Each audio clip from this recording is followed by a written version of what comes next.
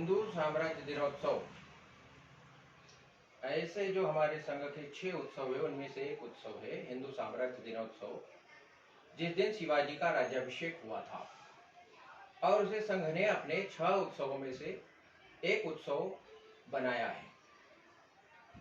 हम सब लोगों को काम करते करते यानी संघ को काम करते करते 100 साल होने वाले हैं, यानी लगभग 2 पीढ़ी यह कार्य कर चुकी है और तीसरी पीढ़ी इस संघ कार्य में लगी हुई है। तब हमको अनेक प्रकार के विचार, अनेक प्रकार के प्रश्न उत्पन्न हो सकते हैं। उनमें एक प्रश्न यह भी उत्पन्न हो सकता है कि यह हिंदू साम्राज्य दिनोत्सव क्यों मनाना? यह संघ ने क्या भारत में राजाओं की कमी थी? क्या अन्य राजाओं के राज्याभिषेक नहीं हुए? या इस प्रकार से केवल शिवाजी का ही राज्याभिषेक का दिवस क्यों मनाया जाए? यह प्रश्न हमारे मन में आ सकता है। तो उत्तर भी हमारे मन में आ सकते हैं कि महाराष्ट्र में चूंकि नागपुर के अंदर संघ। मेरी आवाज बंद हो गई। हाँ, अब आ रही है आवाज? आवाज आ रही है? अच्छा, ठीक है, फिर से शुरू करते हैं। सभी स्वयं बंधुओं, ज्येष्ठ शुक्ल त्रयोदशी यह शिवाजी का राज्याभिषेक का दिवस है और संघ ने अपने 6 उत्सवों में इस उत्सव को सम्मिलित किया है। हमने 6 में से एक उत्सव हिंदू साम्राज्य दिनोत्सव को बनाया है। हम पिछले 100 वर्षों से लगभग 97 ईयर्स से काम कर रहे हैं संघ। तब हमारे मन में यह सवाल आना स्वाभाविक हो जाता है, क्योंकि 2 पीढ़ियां गुजर चुकी है, तीसरी पीढ़ी यह कार्य कर रही है। तब हमें हमारे आचार पर विचार करने की आवश्यकता हो जाती है। हमने हिंदू साम्राज्य दिनोत्सव को ही मनाना क्यों प्रारंभ किया? क्या इस देश में और राजा महाराजे नहीं हुए? क्या उनके राज्याभिषेक नहीं हुए? यह हमारे मन में प्रश्न आ सकता है। फिर प्रश्न यह आता है, तब उसके उत्तर भी आने लगते हैं कि हो सकता है नागपुर में संघ की स्थापना हुई और इसलिए चूंकि महाराष्ट्र का क्षेत्र है तो शिवाजी को लेकर के राज्याभिषेक दिवस मनाना शुरू किया। तो ऐसा नहीं है। फिर हमारे मन में यह आ सकता है कि प्रारंभ के दिनों में संघ में जितने भी संसद थे वे महाराष्ट्र से थे, तो इसलिए क्या शिवाजी का जन्मोत्सव राज्योत्सव दिवस मनाया जाता है? तो हमको ध्यान में आता है ऐसा नहीं। ऐसा इसलिए है क्योंकि जो परिस्थितियां शिवाजी के राज्यारोहण के पूर्व थी वह की वह स्थिति वैसे ही कुछ समान अंशों में समानता लिए आज भी वैसी ही परिस्थितियां हैं। उस समय कैसी परिस्थिति थी? तो खाने को अन्न नहीं, पहनने को वस्त्र नहीं, रहने को मकान नहीं और चारों तरफ अत्याचार, चारों तरफ धर्मांतरण की आंधी, एक हाथ में तलवार और एक हाथ में कुरान लेकर के, और जो मक्का और मदीना से निकले तो पूरे देश दुनिया के अंदर उन्होंने अपने इस्लाम का परचम फहराना। केवल राज्य बदलना नहीं, केवल सत्ताएं बदलना नहीं, तो मनुष्य को बदल देना, उसके धर्म को बदल देना और इस प्रकार की एक आंधी लेकर के चले। और ऐसा निराशा का वातावरण, ऐसा निराशा का वातावरण और पूरे देश भर के अंदर हो गया। उस समय में शिवाजी महाराज का जन्म हुआ और वैसी ही परिस्थितियां आज भी है। वैसी ही परिस्थितियां, कैसे निराशा के भाव है।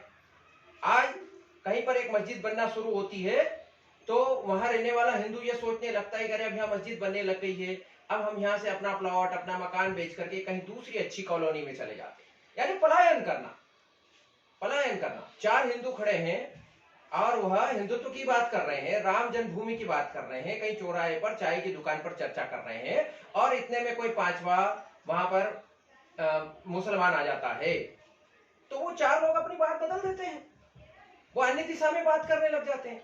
मुसलमान तो सोचिए कोई दूसरी विचारधारा का, स्पष्ट रूप से कहूं तो कोई कांग्रेसी आकर के खड़ा हो गया तो हम अपनी विचारधारा बदल देते हैं, वो जो कहने लगता है उसकी हाँ में हाँ मिलाने लगते हैं।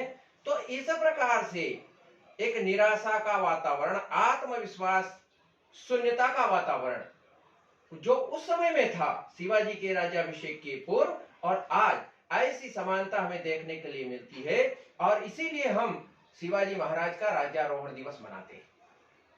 हम देखते हैं कि 1674 में शिवाजी का राज्याभिषेक हुआ, 1630 में शिवाजी का जन्म हुआ और उनके जन्म के पूर्व क्या परिस्थितियां थी देश की। तो पहला आक्रमण 712 में भारत के ऊपर हुआ, मोहम्मद बिन तुगलक का। और 712 के अंदर जो आक्रमण मोहम्मद बिन कासिम ने दाहिर पर आक्रमण किया, पहला सफल आक्रमण 712 में पहला आक्रमण हुआ भारत पर, और 1674 में शिवाजी का राज्याभिषेक हुआ। तो यह जो इतना लंबा कालखंड निकला है, 1000 वर्षों का लगभग, इन 1000 वर्षों में भारत के अंदर जो स्थिति बनी और उसके बाद में एक हिंदवी साम्राज्य की स्थापना होना, हिंदू पद बादशाही की स्थापना होना, यह कोई मामूली घटना नहीं है, यह बड़ी घटना है। हम देखते हैं कि उसके बाद में 1001 में गजनवी ने आक्रमण किया। हम सब जानते हैं, सोमनाथ का मंदिर तोड़ा, सोमनाथ के मंदिर से करोड़ों के हीरे जवाहरात वह लूट करके ले गया। फिर 1178 में गौरी का आक्रमण हुआ, पृथ्वीराज चौहान से उसकी मुठभेड़ हुई, और ऐसा बताते हैं कि 17 बार पृथ्वीराज चौहान ने मोहम्मद गौरी को हराया, और 17वीं बार में फिर मोहम्मद गौरी ने दगे से पृथ्वीराज चौहान को, जो उस समय हिंदू सम्राट थे, दिल्ली की गद्दी पर बैठे हुए अंतिम हिंदू सम्राट उस समय के पृथ्वीराज चौहान, और उनको परास्त करके उनको कैद करके ले गया। यह घटना 1192 की है, और इस समय तक इतने 712 से लगाकर 1192 में काफी बड़े क्षेत्र के अंदर इस्लाम की जनसंख्या बढ़ने लगी, इस्लाम के राज्य स्थापित होने लगे, और उत्तर भारत में लगभग इस्लाम का जो है राज्य स्थापित होने लगा। लेकिन दक्षिण भारत में जाने में इनको 100 वर्ष लगे। दक्षिण भारत में इन्होंने 1293 में अलाउद्दीन खिलजी ने आक्रमण किया, और अलाउद्दीन खिलजी के आक्रमण से दक्षिण भारत में मुगलों का प्रवेश हुआ। और उस समय में जब वहां पर मुगलों का प्रवेश हुआ, तब वहां की जनता ने देखा कि ऐसे भी राजा होते हैं, जो लोग गो हत्या कर रहे हैं, मंदिरों को तोड़ रहे हैं, महिलाओं पर अत्याचार कर रहे हैं, बलात्कार हो रहे हैं, और इस प्रकार से हाहाकार मचा दिया इन मुगलों ने दक्षिण भारत के अंदर। विजयनगर का जो एक साम्राज्य, बहुत वैभवशाली साम्राज्य, शक्तिशाली साम्राज्य नष्ट हो गया, और विजयनगर के साम्राज्य के लुप्त होने के बाद में और सब लोगों में निराशा फैल गई। ऐसे आत्मविश्वास शून्य, ऐसे निराशा में भरे हुए वातावरण के अंदर एक स्वतंत्रता का दीपक लिए एक स्वतंत्रता का सूर्य उदय होता है, और वो महाराणा अपने शिवाजी शिवनेरी दुर्ग में जीजा माता के गर्भ से उत्पन्न होते हैं। 1630 में शिवाजी का जन्म हुआ, और केवल बड़े शिवाजी बड़े बनकर के ही बड़े बड़े काम किए ऐसा नहीं है। तो उन्होंने बाल्यकाल के अंदर ही, और जब कहते हैं पूत के पांव पालने में नजर आने लग जाते हैं, उन्होंने जब पूरी स्थिति इस प्रकार से हिंदू समाज की देखी, तो अपने कुछ साथियों को लेकर के रोहिणेश्वर के महादेव मंदिर में उन्होंने अपनी उंगली काट करके और रक्त से महादेव का अभिषेक करते हुए संकल्प लिया कि मैं हिंदवी साम्राज्य की स्थापना करूंगा, मैं ईश्वर के राज्य की स्थापना करूंगा। और ऐसा संकल्प लेकर के उस दिशा में उन्होंने अपना कार्य प्रारंभ किया। हम सब जानते हैं 16 वर्ष की आयु में उन्होंने तोरणा का किला कैसे जीता, ये कहानी आप लोगों के सम्मुख कई बार आ चुकी है। और बचपन से ही वो किसी के सामने घुटने टेक देने वाले हैं, ऐसा नहीं था।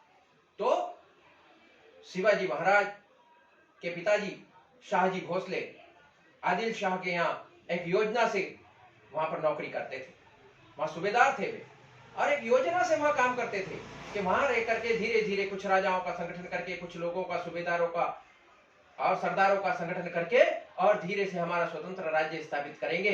इस प्रकार की योजना करने के लिए शाहजी वहां पर नौकरी करते थे। तो एक बार शाहजी के साथ में शिवाजी भी शिवाजी को लेकर के गए, और वहां दरबार के अंदर जब पहुंचे तो ऐसा बताते हैं कि वहां पर दरवाजा इतना छोटा था कि जो भी जाता था उसे उस दरबार में झुक करके जाना पड़ता था। लेकिन शिवाजी झुकने वाले नहीं थे, उन्होंने पहले अपने पैर आगे किए और उसके बाद में शिवाजी अंदर गए। सब लोग जाते थे, कॉर्निश करते थे, 3 बार सलाम करते थे, सजदा करते थे, और फिर पीछे पीछे पीछे आकर के अपनी कुर्सियों पर, अपने सिंहासनों पर बैठ जाते थे। जब शिवाजी को कहा गया तो शिवाजी ने कहा, मैं इसे सलाम नहीं करूंगा, मैं इसे प्रणाम नहीं करूंगा, यह आतताई है, ये विदेशी आक्रांता है, ये हमारा राजा नहीं हो सकता, और इसलिए मैं इसे प्रणाम नहीं करूंगा। शाहजी की आंखों में आंखें डाल करके और शिवाजी वहां से दरबार से चले आते हैं। सब लोग देखते रह जाते हैं। सब लोगों में इस प्रकार का एक अचरज भरी बात हो जाती है कि कोई इस प्रकार से भी आदिल शाह को ठोकर मार करके जा सकता है। और जब वो बीजापुर में नगर के अंदर भ्रमण कर रहे होते हैं और तब वहां पर एक कसाई गाय को काट रहा होता है और शिवाजी जब उसको रोकने के लिए जाते हैं और जब वो नहीं रुकता है तो अपनी तलवार निकाल करके और शिवाजी उस कसाई की गर्दन काट देते हैं। ऐसा बचपन से ही शिवाजी का हम देखते हैं कि शिवाजी ने किस प्रकार से उनके मन के अंदर देशभक्ति और हिंदवी साम्राज्य की स्थापना का भाव और संकल्प था। एक के बाद एक किले जीतते चले जाते हैं। पुणे के जागीरी सोबती शाहजी ने उनको कि इसको वहां भेजाओ। पुणे चले गए शिवाजी। आसपास के 36 गांव और पुणे ऐसा मिला करके उनकी एक जागीरी थी मावलों के गांव। अगर वो चाहते तो वो 36 गांव की जागीरी संभाल करके अपने रोजी रोटी आराम से चला सकते थे, लेकिन उन्हें नहीं, उन्हें हिंदवी साम्राज्य की स्थापना करना थी और इसलिए उन्होंने एक के बाद एक किले जीतना शुरू किया। और जब एक खबर बीजापुर के सुल्तान के कानों में पड़ती थी तो वो तड़प उठता था और उसने योजना से उनके पिताजी शाहजी को कैद कर लिया। फौलाद खान और फतेह खान को बड़ी सेनाएं लेकर के शिवाजी और शिवाजी के बड़े भाई संभाजी पर आक्रमण करने के लिए भेजा। हम सब जानते हैं कि उधर संभाजी ने फतेह खान को हराया और इधर शिवाजी ने फौलाद खान को हराया और अब बारी थी उनके पिताजी को मुक्त करवाने। तो जिस तरह से शिवाजी की तलवार चलती थी उससे तेज उनकी बुद्धि चलती थी और उन्होंने शाहजहां को पत्र लिखा और पत्र में लिखा कि हम आपके चाकर हैं, हम आपके सेवक हैं और हमारे पिताजी को इसने कूटनीति से कैद कर लिया है। हमारे पिताजी के मुक्त होते ही हम लोग आपकी सेवा में आ जाएंगे। और चालाकी से यह पत्र गुप्तचरों के माध्यम से आदिल शाह तक पहुंचा दिया। जाना कहां था? लिखा शाहजहां को था, पहुंचा आदिल शाह के पास और आदिल शाह पत्र पढ़ करके हक्का बक्का रह गया और उसको लगा कि शाहजहां तो इस ताक में बैठा है कि वो कब बीजापुर पर हमला करे और इसलिए उसने शाहजी को ससम्मान छोड़ दिया। तो ऐसी उनकी तीव्र बुद्धि थी, शुरू से ही कूटनीतिक, शुरू से ही राजनीतिक और जीजा माता और समर्थ रामदास जी महाराज के मार्गदर्शन में, उनकी शिक्षा दीक्षा में और वो निखरते चले जा रहे थे। और शिवाजी ने कभी भी अपने आत्मसम्मान के लिए, कभी भी अपने सम्मान के लिए, कभी भी अपने मान के लिए, कभी भी अपनी कीर्ति, अपने यश के लिए कार्य नहीं किया। तो उन्होंने कार्य किसके लिए किया? उन्होंने हिंदवी साम्राज्य की स्थापना के लिए काम किया। उन्होंने मां भगवती के लिए कार्य किया। वे कहते थे ये मेरा राज्य नहीं, ये ईश्वर का राज्य है। और ऐसा कह करके ही भी काम करते थे। इसलिए वे मान अपमान की चिंता नहीं करते थे। अगर मान अपमान की चिंता हुई होती तो अफजल खान वाला प्रकरण नहीं होता। जब बीजापुर के सुल्तान के सामने इस प्रकार की चुनौती खड़ी हो गई और शिवाजी गढ़ पे गढ़ जीतते चले गए, तब बीजापुर की सुल्तान की एक सौतेली मां थी उलिया बेगम। उस उलिया बेगम ने दरबार बुलाया। दरबार सजा हुआ है, सब लोग बैठे हुए हैं, बड़े बड़े सरदार बैठे हैं और बीचों बीच में चांदी की तस्तरी में बीड़ा रखा गया है। बीड़ा ने पान होता है, उसको पान बीड़ा कहते हैं, वो रखा गया। और उलिया बेगम ने कहा कि है कोई मर्द का बच्चा जो उस शिवाजी को, उस पहाड़ी चूहे को पकड़ करके ला सके या उसका अंत कर सके? इस प्रकार का कोई है क्या? जो है तो ये बीड़ा उठाए। उस समय में सब लोग चुपचाप, और ये माइक म्यूट कर लीजिए वैभव जी।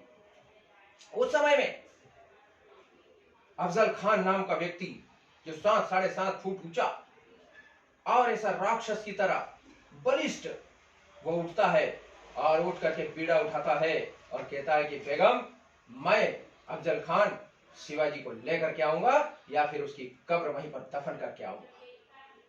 ऐसा कहकर के वो वहां से बीड़ा उठा करके निकलता है। लेकिन उसके मन में भी देखिए किस प्रकार का डर और भय है, किस प्रकार से उसका हृदय कांप रहा है। उसकी 64 बेगमें थी। वह बीजापुर छोड़ने के पहले अपनी 64 बेगमों को जहर देकर के मार देता है। उसे यह भरोसा नहीं कि मैं शिवाजी पर फतेह करके आ सकता हूं या नहीं आ सकता हूं। आज भी बीजापुर आप जाएंगे तो 64 ही बेगमों की वहां पर कब्रें बनी हुई है। अपनी 64 बेगमों को मार करके और एक बड़ी सेना लेकर के आदिल शाह का वह सूबेदार, वह सरदार अफजल खान शिवाजी की ओर टूट पड़ता है। और शिवाजी उस समय में प्रतापगढ़ के किले में पहुंच जाते हैं। शिवाजी को पता लग जाता है कि अफजल खान जो है वो आ रहा है, 25,000 सैनिकों को लेकर के चला आ रहा है और उससे मैदान में युद्ध करना हमारे बस की बात नहीं है। तो शिवाजी पहाड़ी क्षेत्र के अंदर प्रतापगढ़ के किले में चले जाते हैं। और इधर ये जानता है अफजल खान कि शिवाजी को उनके गढ़ में जाकर के या सह्याद्री की पर्वतमालाओं में जाकर के हम परास्त नहीं कर सकते हैं। शिवाजी को नीचे उतारना है तो वह अत्याचार करने लगता है, गायों को काटने लगता है, महिलाओं के साथ बलात्कार करने लगता है, शील भंग करने लगता है, लूटपाट और आगजनी करने लगता है। और ये सारी खबरें शिवाजी के पास जा रही हैं, लेकिन शिवाजी जो है विचलित नहीं होते हैं। और शिवाजी अच्छी तरह से जानते हैं पूरी क्षेत्र के अंदर उनकी बदनामी हो रही है। लोग जैसी जैसी बातें कर रहे हैं, अरे शिवाजी तो डर गया, ये तो छुप करके बैठ गया, देखो अफजल खान कितना हाहाकार कर रहा है, लेकिन ये कुछ प्रतिकार ही नहीं कर रहा है, अरे ये तो डरपोक निकला, जिसको हमने इतना बड़ा बहादुर समझा था, वीर समझा था। इस तरह की बातें हो रही है और शिवाजी सारा अपमान सहन कर रहे हैं, अपमान का विष शिव की तरफ पी रहे हैं, लेकिन वो प्रतापगढ़ का किले से नीचे नहीं उतरते। और उस समय में अफजल खान एक इतनी बड़ी घटना करता है कि कुलदेवी तुलजा भवानी के मंदिर पर हमला करता है और तुलजा भवानी की मूर्ति को नष्ट भ्रष्ट कर देता है, गाय काटता है और गाय के रक्त से तुलजा भवानी को नहला देता है। और ये खबर जब शिवाजी तक जाती है तो आप सोचिए, जिस तुलजा भवानी को कुल देवी के रूप में शिवाजी पूजते थे, जीजा माता पूजते थे, और उनका इस प्रकार से उनके मंदिर का तोड़ा जाना, उसके बाद भी अपने आप पर संयम, अपने आप को धैर्य में और अपने आप को मर्यादा में बांध करके शिवाजी ने रखा। फिर शिवाजी ने एक उक्ति निकाली और शिवाजी ने एक दूत भिजवाया अफजल खान के पास।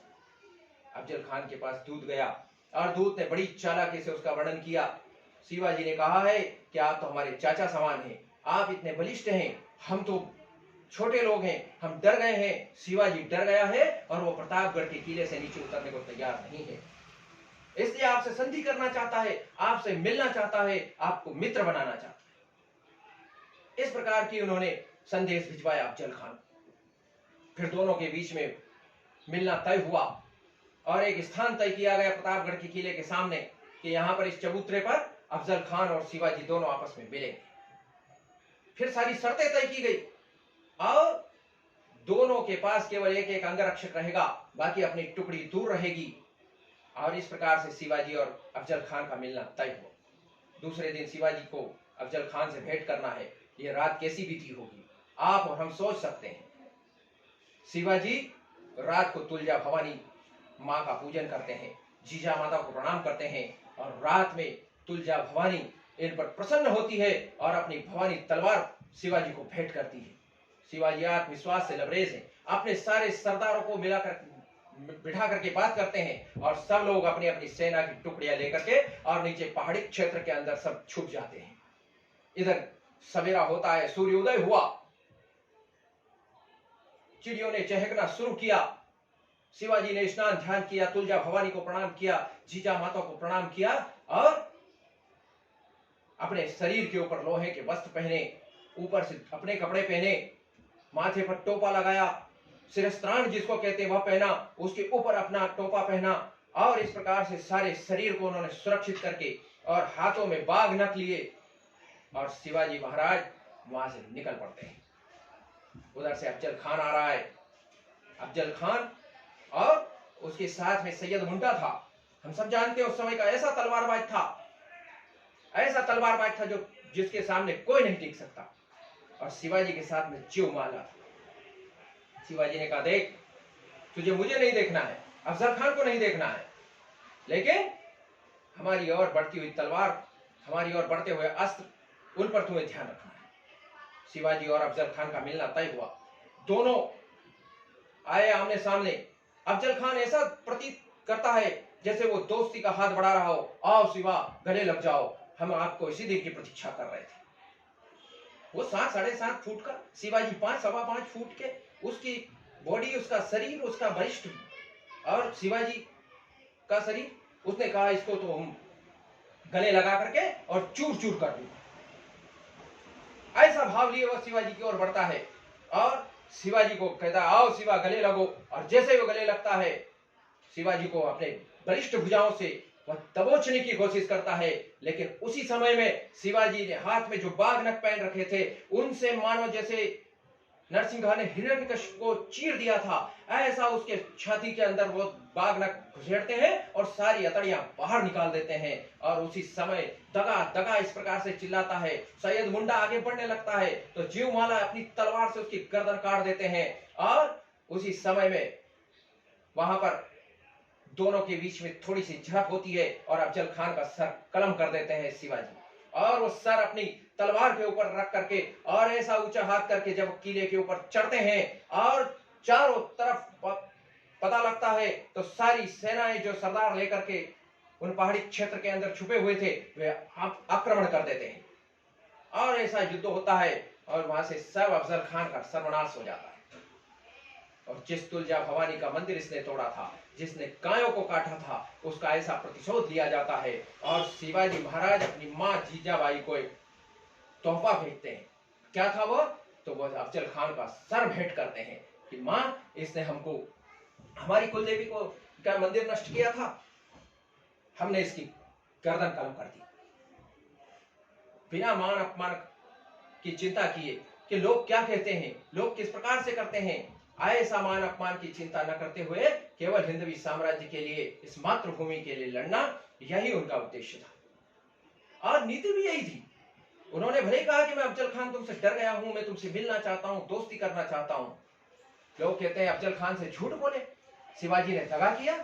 शिवाजी ने कहा जिसके मन में कपट है, जो कपट लेकर के आया है, उसको कपट से ही मारना पड़ता है, क्योंकि शिवाजी भगवान कृष्ण की नीति पर चलते थे।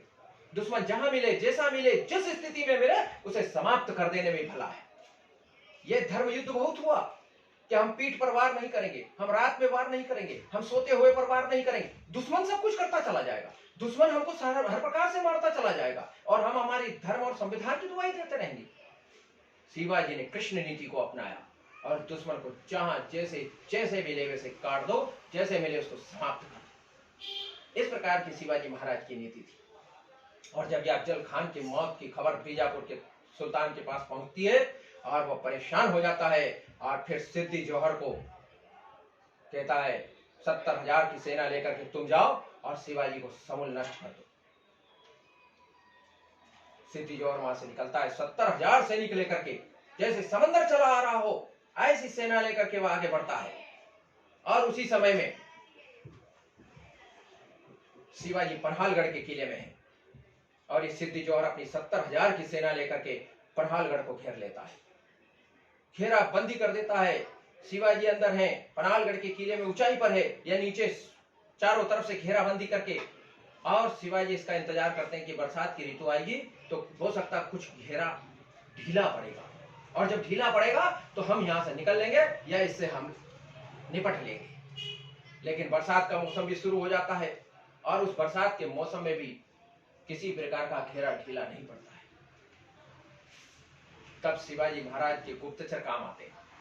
गुप्तचर सूचना लेकर के आते हैं कि घेरा ढीला नहीं पड़ रहा है, हमें कुछ करना होगा, यहां से निकलना होगा।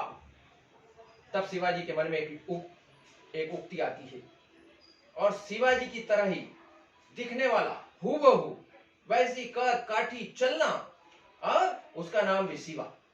अंतर यह था कि वो शिवा नाई था। और उस समय में उनके दिमाग में एक उक्ति आती है कि हम यहां से पालकी में बैठ करके निकल जाएंगे।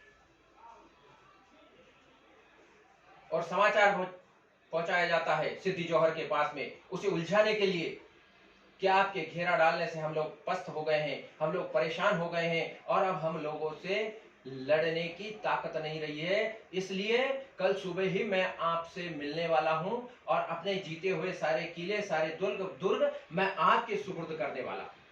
बस इतना भरे कि मुझे ले जाकर के आप सुल्तान से मिलवा दें और सुल्तान के साथ में मेरा सुलह समझौता करवा दें। इस प्रकार का समाचार भेजता है और ऐसा समाचार सुनकर के सिद्दी जौहर की सेना में बड़ी खुशी छा जाती है।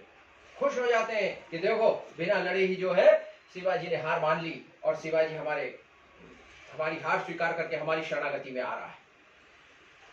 तो आनंद बनने लगता है, सेना सब निर्भीक हो गई और अपनी मस्ती में मस्त होकर के सेना अपने काम में लग गई, सिद्दी जौहर की सेना। और उधर शिवाजी ने योजना की 600 सैनिकों को लेकर के 2 पालकियां तैयार थी। शिवा नाई को बुलवाया गया।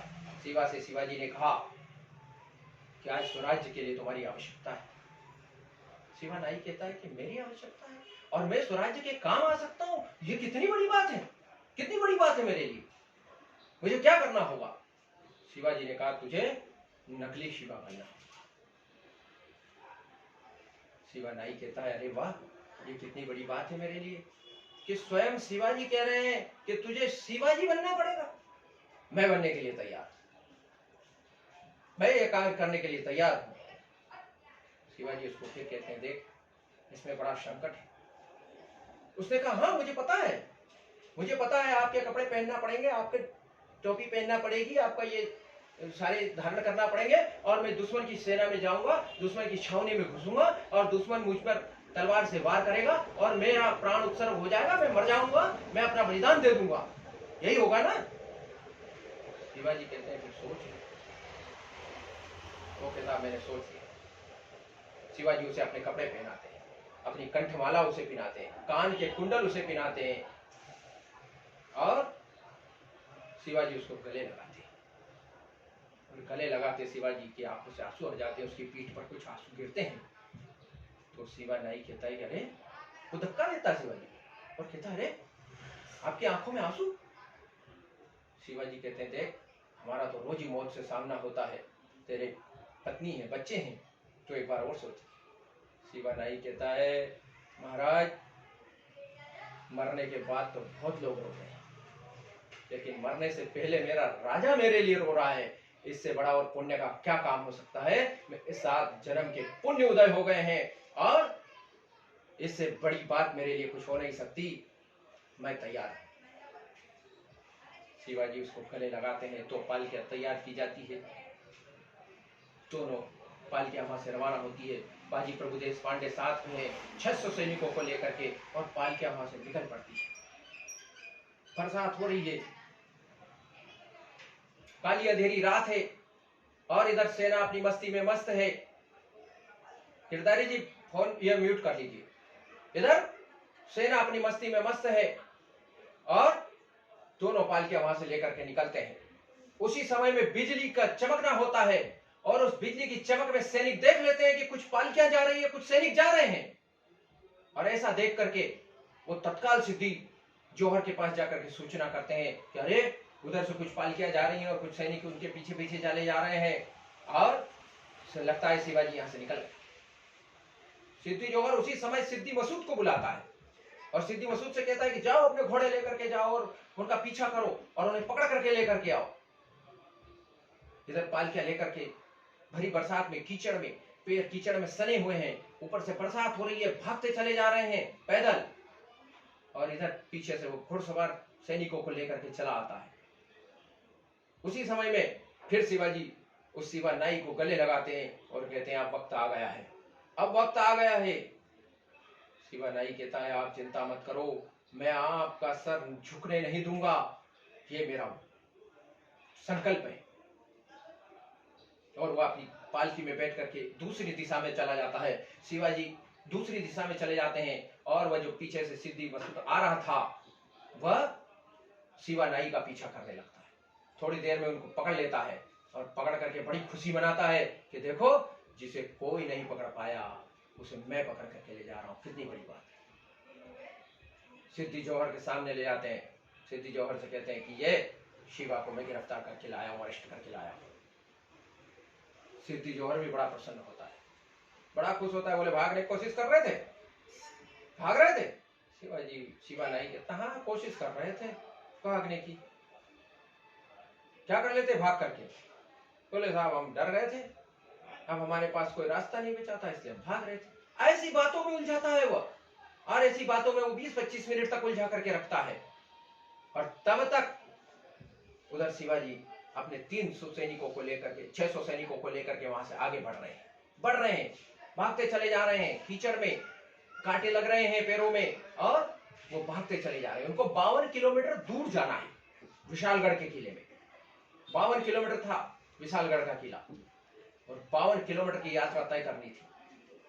और इधर जब बात बात में पता लगता है कि अरे ये तो नकली शिवा है, ये असली शिवा नहीं है, ये तो शिवा नाई है, उसी समय सिद्धि जौहर अपनी तलवार निकालता है और एक वार करता है, और वो शिवा नाई वहीं अपना सर्वोच्च बलिदान दे देता है। और फिर सिद्धि मसूद से कहता है कि जाओ जाकर के उसको पकड़ो, जिसे हमें पकड़ना है, वो हमारे हाथ से निकल करके जा रहा है। फिर घुड़सवार सैनिकों को लेकर के पीछा करने लगता है। आप कल्पना कीजिए किस तरह से भागे जा रहे हैं, पैरों में कांटे काटे हैं, लहूलुहान हो गए हैं और 40 किलोमीटर की यात्रा वो तय कर चुके हैं। 40 किलोमीटर की यात्रा। हम विचार करें, हम कहीं की पैदल यात्रा करने के लिए जाते हैं, पावागढ़ वगैरह, कितनी बार रास्ते में बैठते हैं, कितनी बार पानी पीते हैं, कितनी बार नाश्ता करते हैं, कितनी बार चाय पीते हैं। और ये सैनिक अपने महाराज को लेकर के बाजी प्रभु देशपांडे और 600 सैनिक, मामूली सैनिक, शिवाजी को सुरक्षित ले जाने के लिए विशालगढ़ की ओर रवाना हो जाते हैं। 40 किलोमीटर की यात्रा करते हैं। उसके बाद में एक टोह आती है, उस टोह में एक एक दो सैनिक ही निकल सकते हैं, इस प्रकार की टोह है। और इधर देखते हैं कि ये बिल्कुल सिद्धि मसूद घोड़े लेकर के पास में आ गया है। शिवाजी कहते हैं, बाजी अब दो हाथ करने की का समय आ गया है और अब हमें यहीं पर इनसे दो हाथ करना पड़ेगा। बाजी प्रभु कहते ऐसा नहीं है महाराज, इतनी मशक्कत के बाद, इतनी मेहनत के बाद में हम लोग ये करेंगे, ऐसा नहीं है। आप अब 300 सैनिकों को लेकर के विशालगढ़ की ओर रवाना होइए, मैं इनको यहीं रोकता हूं और जब तक इस बाजी के शरीर में जान है, एक भी शत्रु इस टोह को पार नहीं कर सकता, नहीं कर सकता। और आप सकुशल विशालगढ़ के किले पर जाकर के जब तोप दागेंगे और उस तोप की आवाज में सुनूंगा तो मैं समझ जाऊंगा कि महाराज सकुशल विशालगढ़ के किले में पहुंच चुके हैं।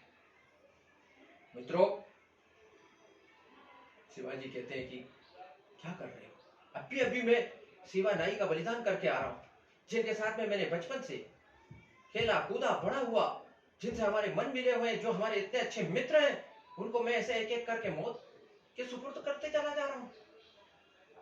बाजी प्रभु कहते हैं, सोच विचार की बात नहीं है।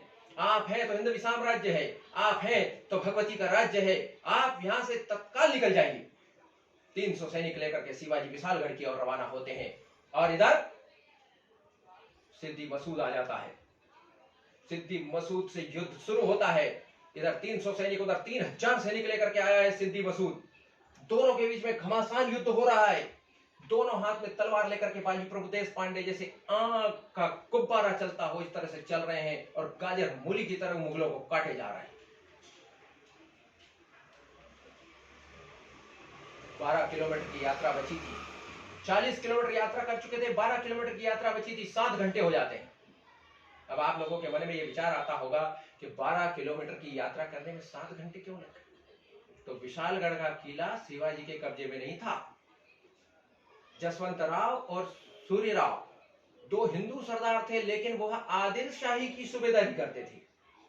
और जब शिवाजी वहां पहुंचते हैं तो वो घेरा डाल करके बैठे हैं और वहां पर भी घमासान युद्ध होता है। अब आप सोचिए, 52 किलोमीटर दौड़ते दौड़ते यात्रा करते करते आए हैं और बिना थके, बिना रुके, बिना भोजन, बिना पानी के, हाथ में 5-7 किलो की तलवार और 10 किलो की ढाल लेकर के, और लड़ाई भी लड़नी है और सामने वाले को परास्त भी करना है।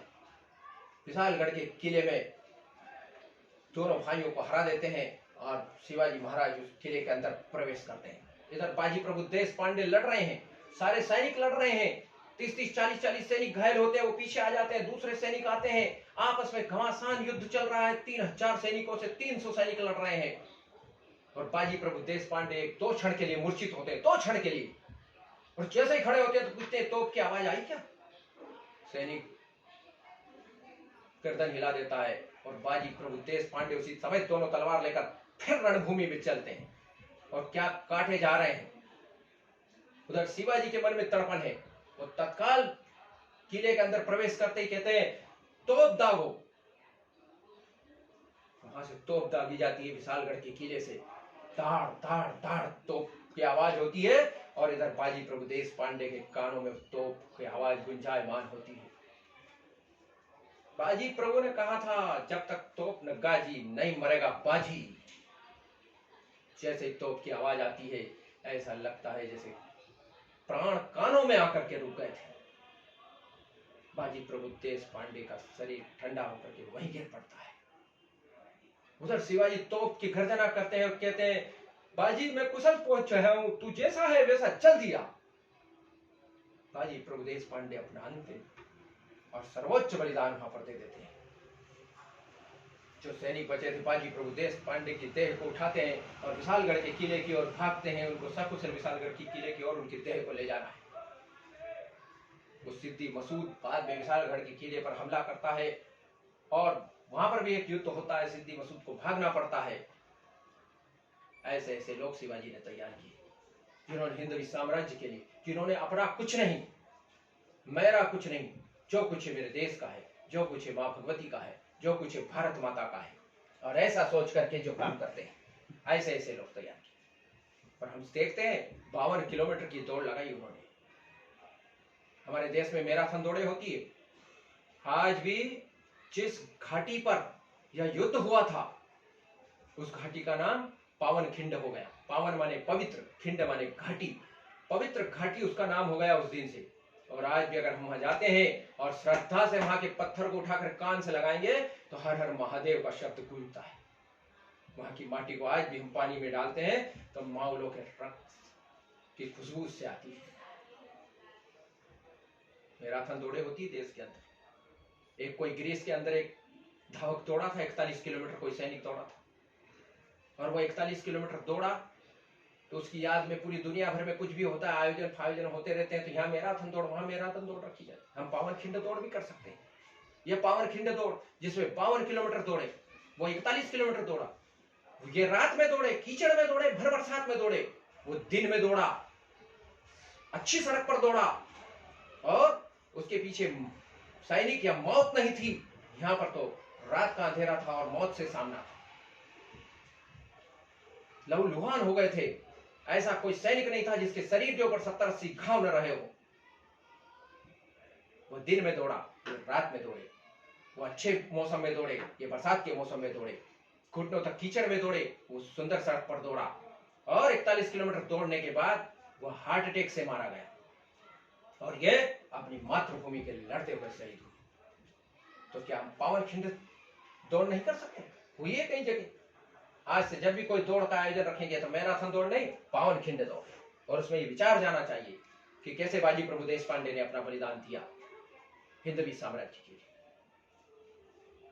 और इसी समय में ये जब सब कुछ चल रहा था, उसी समय आदिल शाह ने दिल्ली पत्र लिखा, दिल्ली से उसने सहायता मांगी। दिल्ली बादशाह के मामा शाइस्ता खान को भेजा गया 1 लाख सैनिकों के साथ। उसने भी तबाही मचाना शुरू की। तबाही मचाते मचाते पूना के लाल महल के अंदर आकर के उसने अपना डेरा डाला। अब शिवाजी ने उससे भी निपटने की युक्ति सोची, क्या करना चाहिए। शिवाजी अपने खुद सैनिकों को लेकर के राजगढ़ के किले से नीचे उतरते हैं। 2 मील पहले वे अपना डेरा डाल देते हैं। लाल महल कौन? लाल महल वो जहां शिवाजी का बचपन बीता था, जहां वो घुटने घुटने दौड़े थे, जहां के लाल महल की एक एक दीवार से वो परिचित थे। 2 मील पहले उन्होंने अपना डेरा डाल दिया। फिर पता लगता है कि आज लाल महल में जश्न हो रहा है। किस बात का? औरंगजेब के राज्यारोहण दिवस के मनाने के लिए जश्न चल रहा है। सब लोग जश्न में डूबे हुए हैं। उस समय में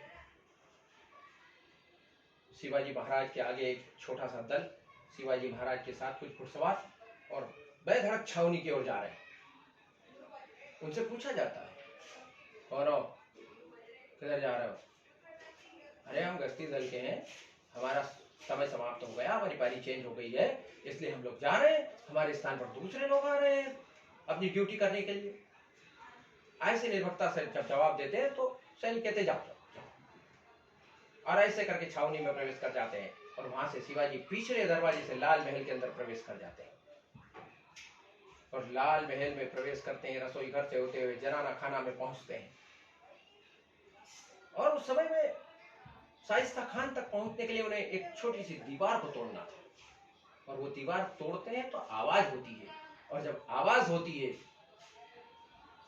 तो एक सैनिक दौड़ करके आता है शाइस्ता खान के पास, और शाइस्ता खान से कहता है कोई घुस गया है। शाइस्ता खान कहता सो जा, रसोई घर है, बहुत चूहे हैं, और चूहे जो है वो दौड़ते रहते हैं, और तू जाकर के सो जा। उसी समय शिवाजी महाराज उसके जनाना खाना के अंदर प्रवेश कर जाते हैं, तलवार लेकर के और उसकी बेगमें उसको पर्दे के पीछे छिपाती है शाइस्ता खान को,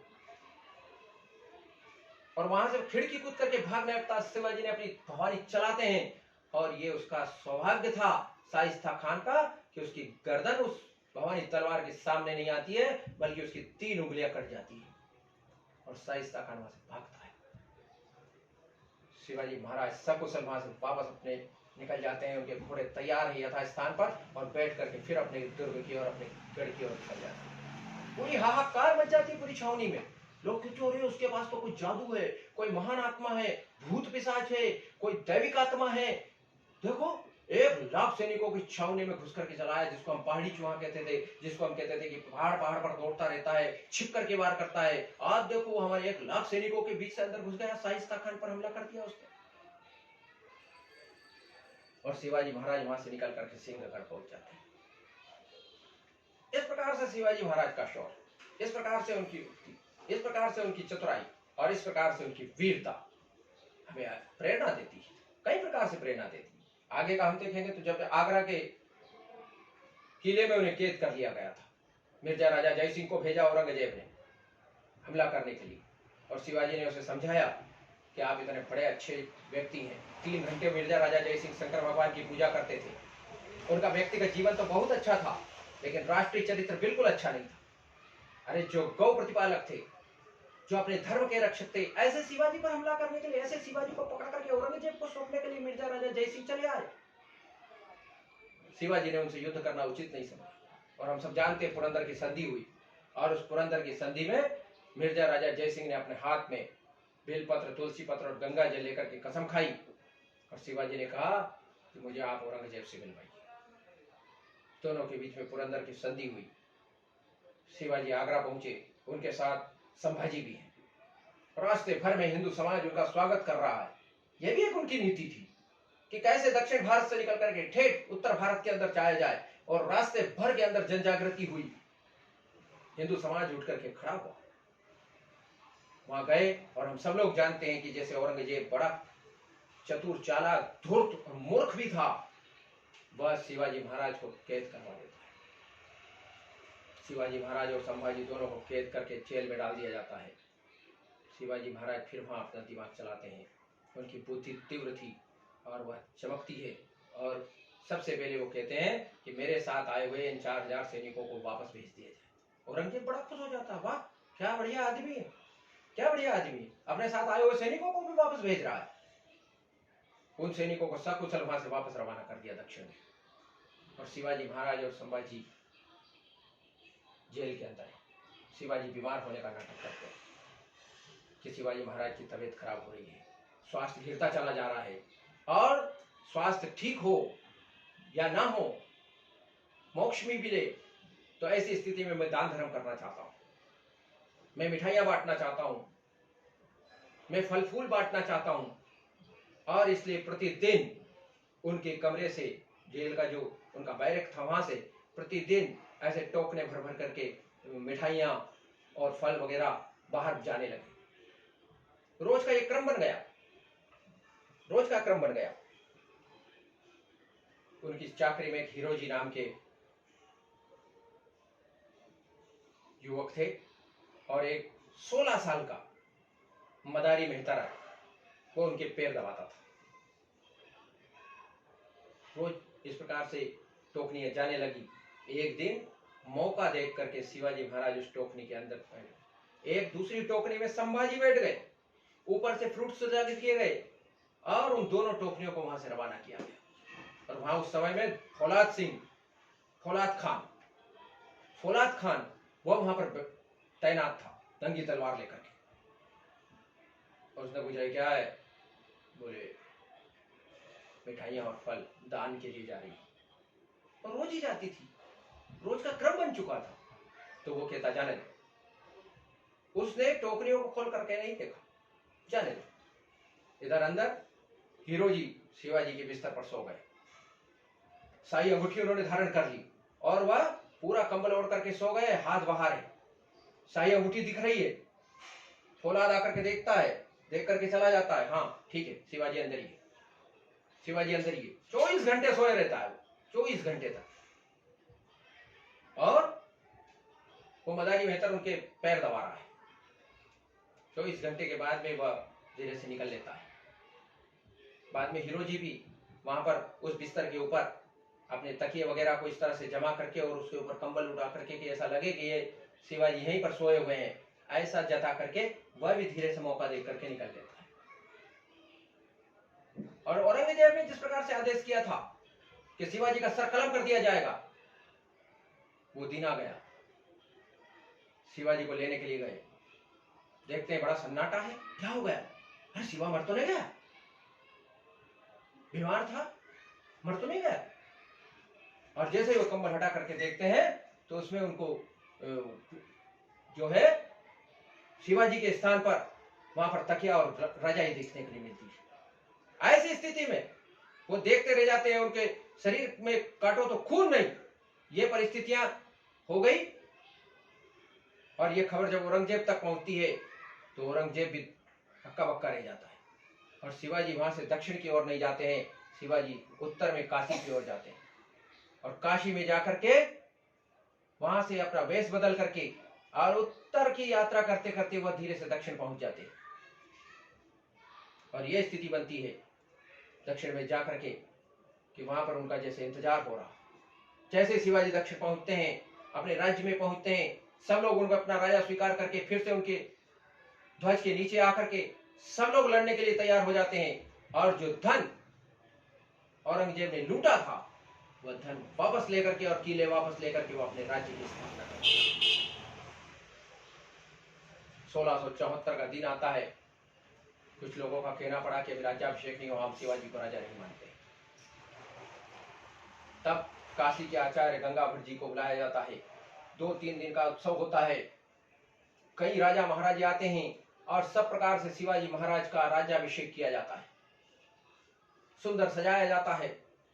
रायगढ़ दुर्ग को अपनी राजधानी बनाते हैं और शिवाजी महाराज जीजा माता को प्रणाम करते हैं, समर्थ रामदास जी को प्रणाम करते हैं, तुलजा भवानी को प्रणाम करते हैं और जाकर के अपने सिंहासन पर आरूढ़ होते हैं।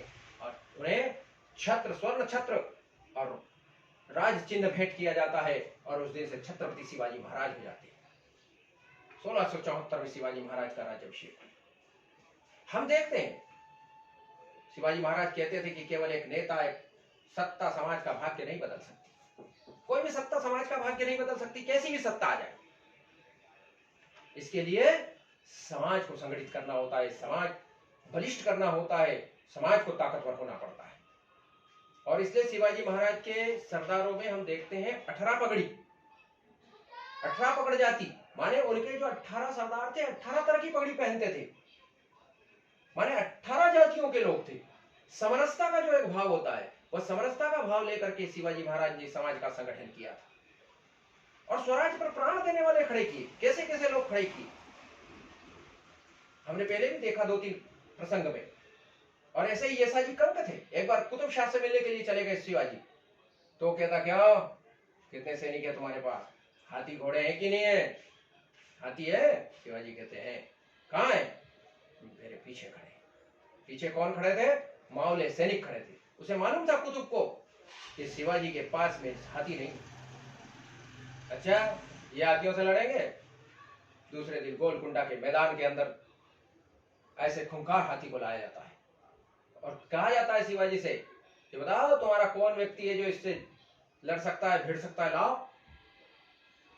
उस गोलकुंडा के मैदान में शिवाजी इशारा करते हैं और यशाजी कंक अपना कंबल ऐसा पटकते हैं, हाथ में नंगी तलवार लेते हैं और उस खूंखार हाथी से भिड़ जाते हैं, उसकी सूंड काट देते हैं, हाथी को वहीं मार देते हैं।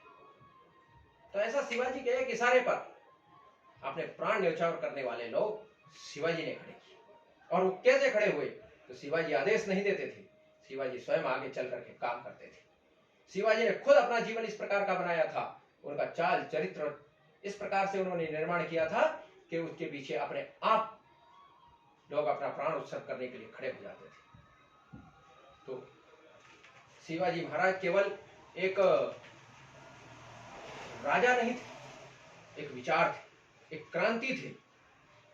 हम देखते हैं जब शिवाजी महाराज की अगर हम तुलना करने जाते हैं और विश्व के बड़े बड़े योद्धाओं में अगर हम नाम लेते हैं तो 3 योद्धा हमारे ध्यान में आते हैं। 3 योद्धा हमारे ध्यान में आते हैं। बस थोड़ा सा विषय और लूंगा मैं, आप लोग बड़ी तन्मयता से सुन रहे हैं, बड़ा अच्छा लग रहा है। 3 योद्धाओं के नाम आते हैं। पहला आता है सिकंदर का, हम सब लोग जानते हैं, जिसको अलेक्जेंडर कहते हैं। विश्व विजय करने के लिए निकला, लेकिन उस अलेक्जेंडर का, उस सिकंदर का क्या हाल हुआ जब वह हाथ में मार खा करके गया और जब वो मर गया तब उसकी क्या स्थिति हुई। तो उसका पूरा इतना बड़ा साम्राज्य खंड खंड हो गया। जो जहां बैठा था, जहां शक्तिशाली था, वो अपने आप को बादशाह घोषित कर लिया उसने। उसका कोई विचार नहीं, कोई चीज नहीं बची, और उस विश्व विजेता कहलाने वाला सिकंदर का खंड खंड राज्य हो गया। लेकिन इसके विपरीत हम अगर शिवाजी को देखें तो शिवाजी की 50 वर्ष की आयु में जब उनकी मृत्यु हो गई, वे स्वर्ग सिधार गए। उसके बाद में भी 18 से 20 साल तक महाराष्ट्र की प्रजा लड़ती रही। राजा नहीं, सिंहासन नहीं, कोष नहीं, कोषाध्यक्ष नहीं, सेना नहीं, लेकिन हाथ में जो आया गुत्ता, गेती, पावड़ी, कुदाली लेकर के भी लोग लड़े हैं। और 18 से 20 साल तक। और लड़े किससे? उस औरंगजेब से जिसके पास में पूरे उत्तर भारत का साम्राज्य था, एक सेना थी, कोष था, और वो अपनी पूरे दलबल के साथ में ये कहकर के आया था कि मैं हिंदवी साम्राज्य की कब्र रचूंगा।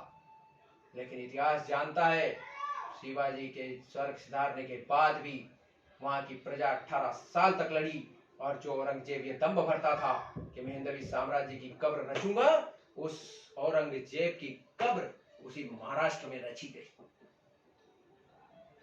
ये शिवाजी एक आदर्श थे, शिवाजी एक विचार थे। दूसरा नाम आता है जूलियस सीजर का। अगर आप लोगों ने सुना होगा तो जूलियस सीजर एक बहुत बड़ा सेनापति था, जिसने रोम साम्राज्य की स्थापना की, जिसने रोम साम्राज्य का विस्तार किया। लेकिन हम सब जानते हैं कि उसके जीते जी उसके अनुयायियों ने उसको मार डाला। ये स्थिति बनी जूलियस सीजर की। एक तरफ शिवाजी के लिए आत्मर्पण करने के लिए होड़ लगी रहती थी कि शिवाजी बचना चाहिए, मैं मरूंगा, मैं अपना बलिदान दूंगा। दूसरी तरफ जूलियस सीजर ऐसा था कि उसको जीते जी मार डाला। और शिवाजी जब दुनिया में नहीं रहे तब भी आत्मर्पण करने के लिए, हिंदवी साम्राज्य के लिए आत्मर्पण करने के लिए लोगों की कमी नहीं थी। ये शिवाजी महाराज एक विचार थे, शिवाजी महाराज एक आदर्श थे।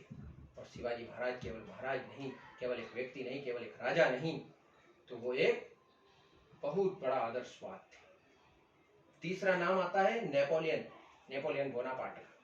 हम सब जानते हैं नेपोलियन बोनापार्ट वाटरलू के युद्ध में हार गया था।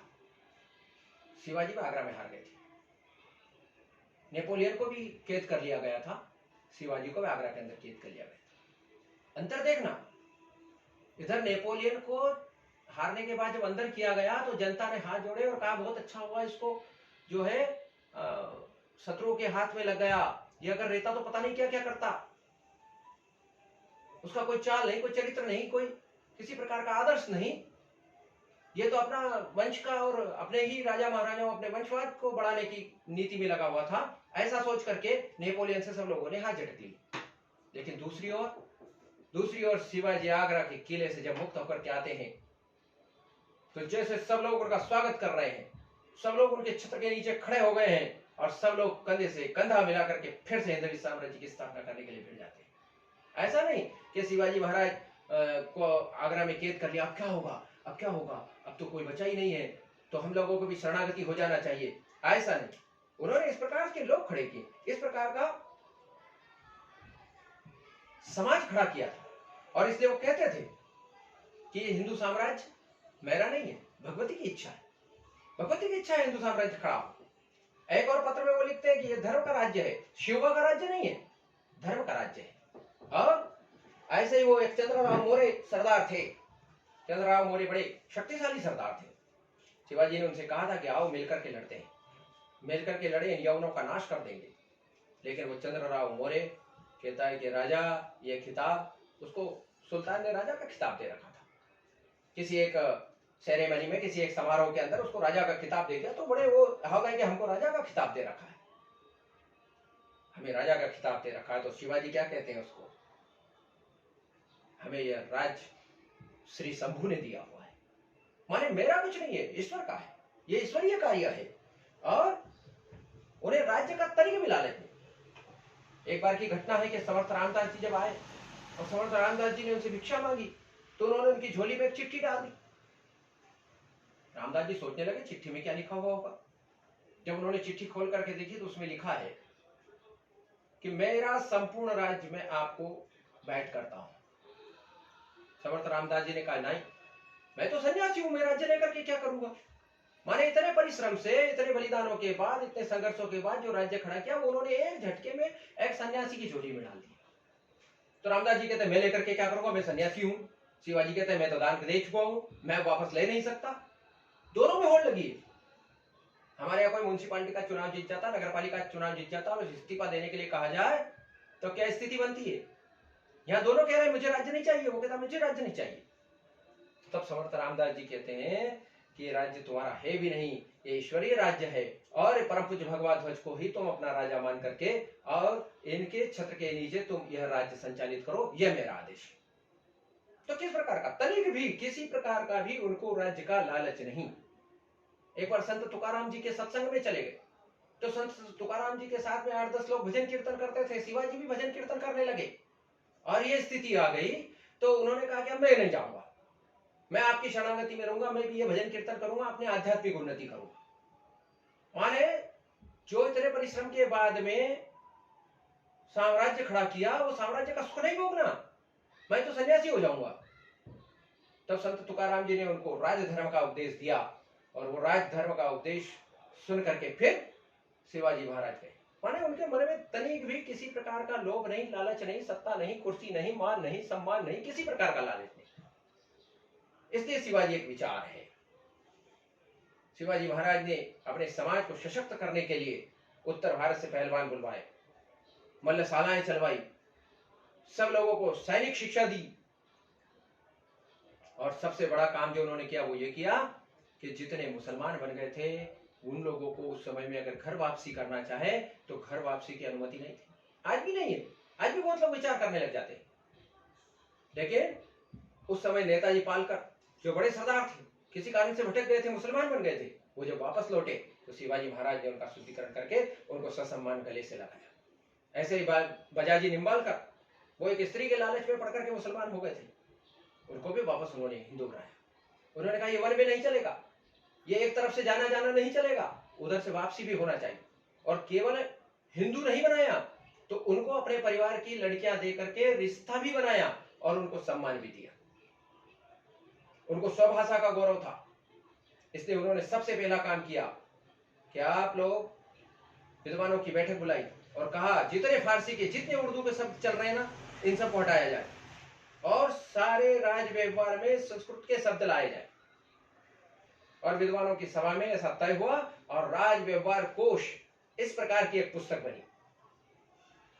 शिवाजी का कहना था कि जब तक हम हमारी स्वभाषा, हमारा स्वदेशीकरण नहीं होंगे, उन्होंने विदेशों से तोपें खरीदी, अच्छी तलवारें खरीदी और वो अपने देश में कैसे बनेगी इसके बारे में चिंता की। देश में नौसेना का जनक शिवाजी को माना जाता है। 15वीं शताब्दी तक हमारे देश के अंदर नौसेनाएं थी, उसके बाद समाप्त हो गई, लेकिन शिवाजी के कालखंड में उन्होंने नौसेना खड़ी और ऐसी नौसेना खड़ी की कि कोई भी समुद्र के रास्ते से भारत में आने की हिम्मत न कर सके। तालाब बनवाए, जलकूप बनवाए, धर्मशालाएं बनवाई, जंगल लगवाए और इस प्रकार से उन्होंने जो उनके कार्यकाल के अंदर काम किए हैं। काशी विश्वनाथ का मंदिर जब औरंगजेब ने तोड़ा तब उन्होंने पत्र लिखा औरंगजेब को और कहा कि अगर इस प्रकार से आपने हिंदुओं के मान बिंदुओं पर हमला किया तो मुझे तलवार लेकर के दक्षिण भारत से उत्तर में आना पड़ेगा। ऐसा नहीं, उनका राज्य महाराष्ट्र में था, इसका मतलब ये नहीं, लेकिन उनका कहना था कि हिमालय से लगा करके इस दक्षिण महासागर तक जितना ये भूभाग है ये मेरी अपनी मातृभूमि है और यहां से इन यवनों का नाश होना चाहिए। एक पुर्तगाली ने उनसे सवाल किया कि आप इतनी भाग दौड़ करते हैं, इतना दौड़ा दौड़ी करते हैं, अब आपको क्या जरूरत है, क्यों इतना परेशान होते हैं। उन्होंने कहा हिमालय से लेकर के दक्षिण महासागर तक का यवनों से पूरी मातृभूमि को मुक्त कराना है और इसलिए काशी विश्वनाथ उनके राज्य में नहीं है, लेकिन वह हमारा मान बिंदु है, भारत का और हमारे हिंदुओं का मान बिंदु है और इसलिए उन्होंने औरंगजेब को पत्र लिखा। गद्दारों को नहीं छोड़ते थे। कड़ा दंड का प्रावधान था उनके यहाँ। खंडू जी खोपड़े करके एक थे, उन्होंने गद्दारी की, तब जो है कान्हा जी के कहने पर कान्हा जी ने निवेदन किया कि खंडू जी खोपड़े हमारे मित्र हैं और इन पर थोड़ा सा रहम कीजिए।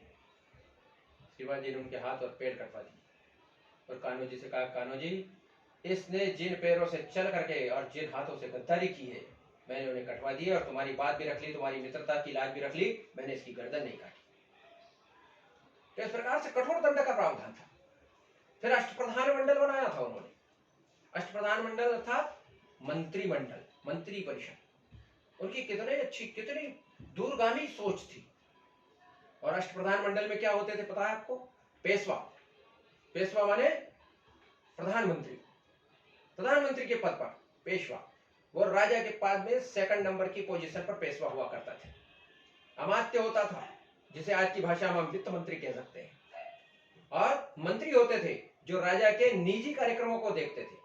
राजा का दैनंदिन का दौरा क्या होगा, उनके कार्यक्रम क्या बनेंगे, इस पर विचार करते थे। एक सचिव होता था। राज्य के जो भी पत्र व्यवहार होते थे वो सचिव के माध्यम से होते थे। कहां कहां शाही मोहर का इस्तेमाल होगा, यह सचिव के माध्यम से होता था। सुमंत होता था, जिसे आज की भाषा में हम विदेश मंत्री कह सकते हैं। सेनापति होता था, जिसे आज की भाषा में हम रक्षा मंत्री कह सकते हैं। पंडित राव एक पद होता था, जिसे हम आज की भाषा में, आज के समय में धर्मस्व मंत्रालय जो होता है, वह मंत्रालय उनके पास में हुआ करता था। और एक न्यायाधीश होता था जो कानून का काम करते थे। ऐसे अष्टप्रधान मंडल का काम था। तो इस प्रकार से शिवाजी महाराज ने अपना शासन चलाया। और इस कारण से हमें ये ध्यान में आता है कि शिवाजी महाराज का राज्याभिषेक दिवस क्यों मनाना चाहिए, शिवाजी महाराज से किस प्रकार की प्रेरणा हमें लेनी चाहिए। व्यक्ति नहीं, तत्व की पूजा। व्यक्ति के लिए नहीं, राष्ट्र के लिए।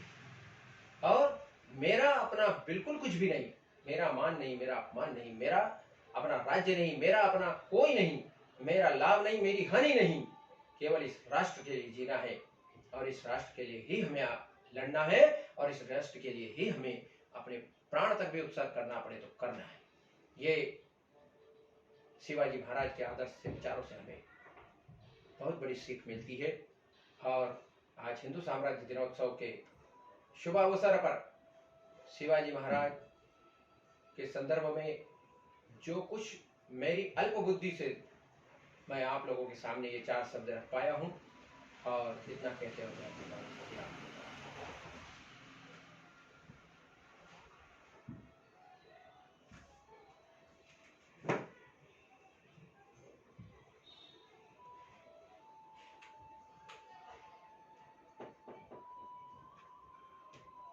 जी भाई साहब,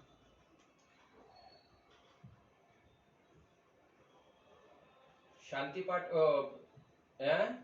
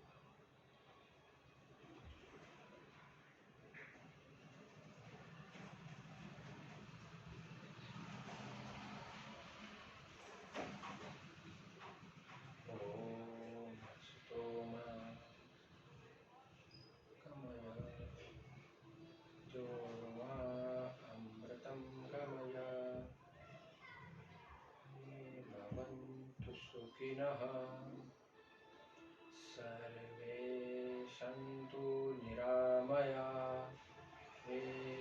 मित्राणि पश्यन्तु मा कश्चित् दुःखभाग् भवेत्। ओम शांति शांति शांति। जयराम जी की। जयराम जी की। अरे ठीक है वो। अब सुन रहे थे इसीलिए सुनाने में आनंद आ रहा था। चलो। हाँ हाँ हाँ।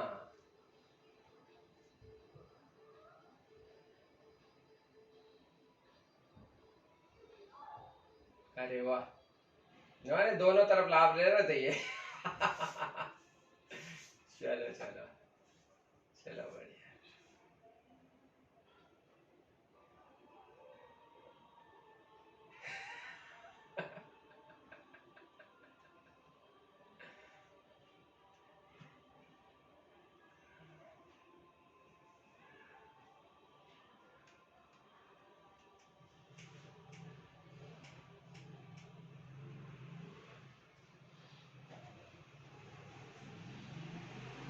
भूपेन जी जुड़े थे क्या अपने इसमें कि कहीं और जुड़े थे? अच्छा अच्छा हाँ, उनका खंड तो ये लगता ना। हाँ गया था मैं भी उनको 3-4 रोज पहले घर पे उनके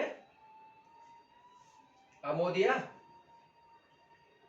उधर से मैंने कहा यार मिल लेते हैं, तो चाय वाय पीने गए थे उनके यहाँ। चलिए ठीक है, मानचित्र का एक कार्यक्रम चल रहा है प्रांतीय, उसमें सम्मिलित हो लेते हैं थोड़ी देर। अच्छा। हाँ हाँ हाँ वो प्रांतीय कार्यक्रम है। जय श्री राम भाई साहब, जय श्री राम।